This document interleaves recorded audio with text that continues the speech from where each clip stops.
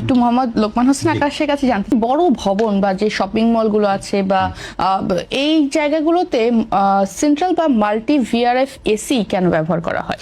আচ্ছা, এগুলোর আসলে ক্যাপাসিটিটা অনেক বেশি, ঠিক আছে। যেমন ধরেন মাল্টি ভিআরএফ এখন আমরা যাদের সাথে কাজ করি, এটা আপনার 33 টন পর্যন্ত একটা আউটডোর হয়, ঠিক আছে। এখন একটা বিল্ডিংয়ে মনে করেন আপনার প্রতিটা ফ্লোর হচ্ছে 20,000 স্কোয়ার ফিট। এখন 20,000 স্কোয়ার ফিটের জন্য বা আপনি 40,000 ধরি স্ট্যান্ডার্ড, যে 40,000 স্কোয়ার ফিটের জন্য এখন আপনি প্রতিটা ফ্লোরে ওই 400 আপনি আউটডোর কিন্তু বসানো সম্ভব না, তো স্পেস নাই। তাইলে আপনার যদি একটা 20 তলা বিল্ডিং হয়, তার মানে হচ্ছে 4 দ্বিগুণে 8, অর্থাৎ প্রায় 8,000 আউটডোর আপনি কিভাবে, আর এটা দেখতে কেমন লাগবে, মানে টোটাল একটা বিশাল একটা যার জন্য এই মাল্টি ভিআরএফ বা চিলার সিস্টেমের প্রচলন হয়েছে। আরেকটা জিনিস হচ্ছে যে মাল্টি ভিআরএফ বা চিলার সিস্টেমের কিন্তু লঞ্জিবিলিটি অনেক বেশি। এটা যে ম্যাটেরিয়ালস ইউজ করা হয়, এটা থিকনেস অনেক ভালো, এবং নর্মালি আমরা সাধারণত মাল্টি ভিআরএফ 15 থেকে 20 বছর পর্যন্ত ওয়ারেন্টি সাপোর্ট দিয়ে রাখি। আমি ওনাকে যেটা বলেছি, আপনাকে ওনার কথাটা নিয়ে আমি যেটা বলেছি, আমরা যে ইনভার্টার সিস্টেম, এখানেও কিন্তু ইনভার্টার এখানে ফুল ইনভার্টার কাজ করে, ফুল মানে অর্থাৎ মাল্টি ভিআরএফ মানেই কিন্তু এখন আপনার ফুল ইনভার্টার। আরেকটা জিনিস খুবই গুরুত্বপূর্ণ, দেখেন আমাদের দেশে কিন্তু এখন আসলে নন ইনভার্টার টেকনোলজি মনে করে যে এটা সরকারের উচিত আরো বেশি ডিসকারেজ করা। পৃথিবীর অনেক দেশে আছে, দিন দিন ফেজ আউট হয়ে যাচ্ছে, এটা আরো বেশি ডিসকারেজ করা উচিত।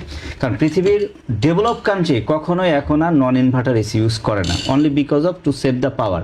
আরেকটা হচ্ছে যে যেমন আমার এসির কথা বলি, যে আপনার পাওয়ার ভোল্টেজ যদি শুধু 75-এও ড্রপ করে আপনার এসি রান করবে, এবং এটার যদি সর্বোচ্চ ভোল্টেজ আপনার 65 পর্যন্ত উঠে যায়, তারপরে এসি রান করবে। এটাই কিন্তু এই মানে আপনার ইনভার্টার টেকনোলজির একটা বড় গুণ, অর্থাৎ পাওয়ার ভোল্টেজকেও এটা কিন্তু অ্যাবজর্ব করতে পারে, কারণ ইটস এ টেকনোলজি। আকাশ সাহেব একটু কথা বলছে এখানে, মাঝখানে আরেকটু কথা বোঝার জন্য বলা দরকার। অর্থাৎ আমাদের রেটিং ভোল্টেজ বা স্ট্যান্ডার্ড ভোল্টেজ হিসেবে 220, হ্যাঁ, এটা উনি বলছে আপ টু 65, মানে মিনিমাম 65 এ আসলে আমার এসি রান করবে। আবার ওইদিকে যদি 265 যায়, মানে 240 পর্যন্ত সাধারণত উঠলে এটা ফায়ারিং হতে পারে, বা এটা সর্বোচ্চ লোড, মানে 265 হলেও কিন্তু এই ইনভার্টার টেকনোলজির জন্য এই এসিটা সেফ থাকে। অর্থাৎ আমাদের যে নিরাপত্তা যেটা বলি, যে আপনার অনেক ক্ষেত্রে শর্ট সার্কিট বা বিভিন্ন কারণে দুর্ঘটনা করতে পারে, এই ভোল্টেজ ফ্ল্যাকচুয়েশন কিন্তু একটা বড় ইস্যু। অর্থাৎ এই ইনভার্টার টেকনোলজির জন্য সেই অ্যাক্সিডেন্ট কিন্তু কমে যায়। তো অর্থাৎ সেই ক্ষেত্রে আমাদের টেকনোলজির সাথে তাল মিলিয়ে চলতে হবে। আরেকটা জিনিস দেখেন, যে আপনি যখন একটা মোবাইল ব্যবহার করেন, আপনি যদি আজকে একটা মোবাইল কিনেন, আপনি কিন্তু কখনো অ্যান্ড্রয়েড 7 কিনবেন না, আপনি কিন্তু অ্যান্ড্রয়েড 16 কিনবেন। আপনি আইফোন কিনলে কিন্তু আইফোন 4 কিনবেন না, আপনি আইফোন 17 কিনবেন, তাই না? এই যে একটা আপগ্রেডেশন বা একটা টেকনোলজিক্যাল অ্যাডভান্সমেন্ট, এটা সবাই নিতে চায়।